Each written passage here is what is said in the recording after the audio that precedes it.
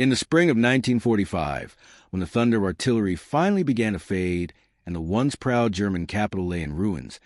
the Red Army stood as both conquerors and unwilling caretakers of Berlin, a city shattered beyond recognition. And yet, in the month that followed the official surrender, Soviet soldiers who had bled, starved, and fought their way from Stalingrad to the very heart of Hitler's Reich found themselves ordered by new commanders and distant political voices to abandon what they considered not just a victory, but a monument carved in flesh and stone to their sacrifice. For these men had crossed continents of devastation, leaving millions of comrades buried in frozen soil, in forest trenches, and on charred battlefields. In Berlin, with its gutted Reichstag and blackened avenues, was not merely a city they had captured.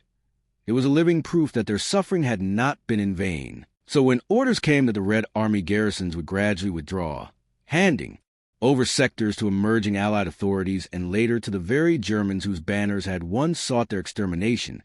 the reaction was not one of discipline and silent obedience, but of visceral resistance, whispered conversations in the barracks, clenched fists in the ruins of government buildings, and bitter toasts raised in makeshift canteens among men who could not fathom the idea of walking away from a city that had cost them more than blood. It had cost them their youth there, innocence, and often their families back home. For them, Berlin was not merely a conquered capital. It was a graveyard of dreams and a shrine of survival. And so, in those raw, uncertain weeks of occupation, when Soviet flags fluttered above skeletal ruins and weary troops tried to reconcile victory with emptiness, the tension between political necessity and soldierly sentiment grew unbearable, leading many to quietly vow that if anyone tried to force them out, they would remind the world that their claim was written in sacrifice, that their presence was not charity or diplomacy, but destiny earned by bayonets and suffering. And the city itself seemed to echo their determination, for every street corner carried scars of their advance. Every wall bore the chalk graffiti of Cyrillic names marking not conquest but testimony, and when local Berliners, starving and displaced, crossed paths with the Soviet guards, they often encountered not the caricature of brutal occupiers, but exhausted men who shared bread, who patched wounds, who muttered to themselves that this broken city was now as much theirs as the Volga had once been, because it was here that the nightmare had ended, here that comrades who had marched through blizzards finally rested, and here that the promise of a different world had been written in ash and rubble.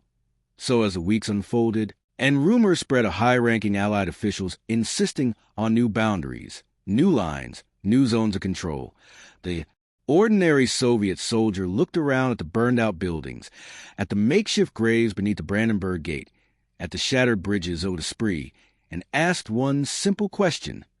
how could anyone demand that they walk away, when the very dust of Berlin was mixed with their blood, when the city's silence at night seemed to whisper the names of their fallen, when the ghosts of comrades leaned against the walls and demanded remembrance, and thus when, one tense afternoon, the message was officially read out, that certain units would soon march out, that orders required them to cede ground. They stood in a stunned silence, and one veteran of Stalingrad, his voice hoarse, finally broke it by saying what many had been thinking. If they want us to leave, they must first tear down the graves of our brothers, for this city belongs to their memory now. And though he spoke in Russian, the sentiment crossed every face in the room, a grim recognition that for them Berlin was not a prize but a covenant. And in that moment, what might have been a routine military directive transformed into a question of honor, loyalty, and belonging, a clash not of weapons but of identity. And in the dim light of the barracks, men muttered to themselves, "We built this city with blood, not as a boast but as a vow," a defiant whisper that what they had endured could not be erased by political signatures or diplomatic conferences. Because for them, to leave Berlin was not to obey, it was to betray. The days that followed that order were heavy with an unspoken defiance, for those Soviet soldiers were trained to obey without hesitation. Berlin had become more than just a military post. It was the culmination of 4 years of horror, from the smoking ruins of Stalingrad to the blood-soaked fields of Kursk, from the icy marches through Belarus to the desperate crossings of the Vistula, and each brick of Berlin's destroyed buildings seemed fused with the lifeblood of millions who had never lived to see victory. So when officers repeated the directive in stern voices, reminding their men that duty was not to question but to follow, they were met with stares that carried the weight of ghosts, for these soldiers were not ignorant of politics. They knew the Allies were dividing the spoils. They understood that maps and conferences would draw artificial lines across Europe, but deep within, each man felt a tug of something far stronger than politics, the raw, burning truth that their comrades had died for this ground, that rivers of Soviet blood had watered these streets, and therefore no ink on paper could annul their claim. And so, as they patrolled the shattered avenues, they looked at Berlin not with the eyes of outsiders, but of men who had paid the highest price of ownership, and their boots echoed in silence that seemed to affirm their belonging, while the locals, still in shock from defeat, watched these occupiers who shared their rations, who lit fires against the cold, who spoke little, but whose faces bore the weariness of fathers and sons torn from distant villages. And gradually the people of Berlin began to see in these men not just victors, but fellow human beings marked by grief. And in that fragile recognition, a strange bond formed, so that when talk spread that the Soviets might leave, even some Berliners, uncertain of what awaited them under other flags, whispered fears that the city would be abandoned to strangers who had not shed blood here. And the tension thickened like smoke, until every barracks, every checkpoint, every ruined street seemed to hum with an unspoken question. How do you walk away from a place where your dead still lie unburied beneath the rubble? How do you turn your back on a victory carved with bayonets and tears? How do you abandon a city that has become a mausoleum of sacrifice? And when the senior officers convened, they spoke of logistics, of politics, of the necessity of discipline, but the rank and file spoke of something else entirely, of letters never received from home, of brothers left frozen in eastern forests, of the promise that Berlin was to be the final resting place that gave meaning to their suffering. And so, when word finally spread that a partial withdrawal would commence, the soldiers gathered in hushed groups, and one by one, men who had survived infernos no human should endure clenched their fists and swore softly, "We built this city with blood, and blood does not leave." And those words carried not arrogance, but a strange, sorrowful pride, for they knew they had taken part in something beyond themselves, something larger than politics or strategy. And in that recognition Berlin was transformed from the lair of their enemy into a shrine of their endurance. And when Allied officers arrived with papers and instructions, expecting a routine handover, they were startled to find soldiers who looked at them with a defiance that spoke louder than rifles, who carried themselves not as tenants but as heirs, who in silence declared that to leave would be to deny the memory of the fallen, and Berlin itself seemed to resist the idea of their departure, its ruins whispering with the voices of the dead, the cracked stones of the Reichstag muttering of storm barricades, the bridges over the Spree recalling the cries of those who had fallen in their capture, and in the deep quiet of night, Soviet guards pacing along burnt-out avenues would sometimes halt, look up at the stars half hidden by smoke, and murmur to themselves the words that had become both prayer and protest. "This is our home now." And though it was not a home of comfort, it was a home of remembrance, forged not in love but in suffering, and it was a bond too sacred to be dissolved by orders from distant capitals. And so it was that as the summer deepened and the machinery of politics moved relentlessly forward,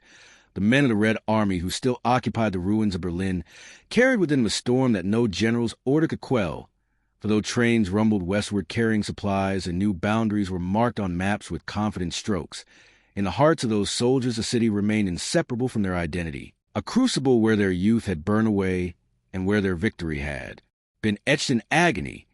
And when the moment came that detachments were assembled, boots lined in rows, and orders barked that they should march away from the sectors they had held since the smoke of May, an eerie silence fell upon them, because no one wanted to be the first to take that step. No one wanted to lift a foot from soil drenched with the lifeblood of comrades,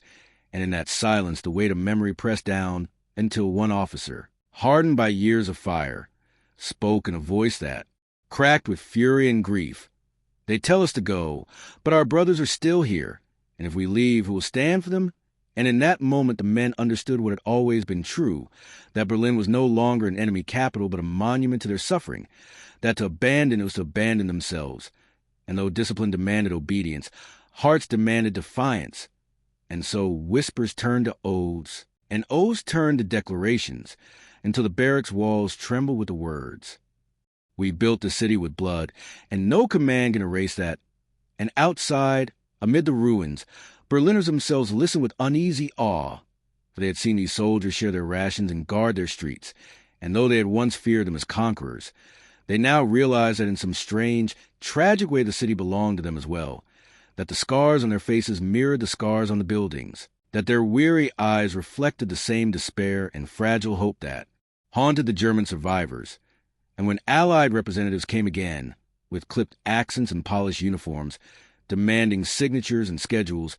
they encountered not passive compliance, but a kind of immovable sorrow, as if the very air of Berlin resisted being parceled out, and one Soviet commander, when pressed, leaned forward and spoke words that would never appear in official communiques, but which burned into the memory of all who heard them. You may take the map, you may take the paper, but you will never take away what is written here in stone and blood. And with that, the legend was sealed, a legend not of defiance and arms, but defiance and belonging. For long after troops rotated and boundaries hardened into the architecture of the Cold War, those who had fought their way into Berlin carried in their bones the knowledge that they had earned the right to call it theirs, that no order could sever the bond forged by sacrifice, and decades later, when old veterans limped back on pilgrimages to the city, standing with canes before the Brandenburg Gate or gazing at the restored Reichstag, they would whisper the same words they had uttered in 1945, words not of conquest, but of remembrance. This is our home now. And the city, rebuilt and bustling, seemed to answer with silence, a silence heavy with gratitude and grief, as if acknowledging that while flags may change and empires may rise and fall, the blood that sanctifies a place can never be washed away. And so the story endured, passed from soldier to soldier, from survivor to survivor, until it became less a tale of politics and more a hymn of memory, a reminder that sometimes home is not where you are born, but where you have suffered most, where you have given everything and received only survival in return. And thus Berlin, once the fortress of their greatest enemy, became to those Soviet soldiers a city of eternal belonging, not because they conquered it, but because they bled into its very soil. And in that paradox lay the truth of their defiance, that they were ordered to leave, but they never truly did, for their spirit remained, carved into the ruins, breathed into the stones, woven into the heartbeat of the city rebuilt on the foundation of their sacrifice. And as history marched on, those words still echoed through time. We built this city with blood, a whisper, a vow, and a legacy that no order could erase.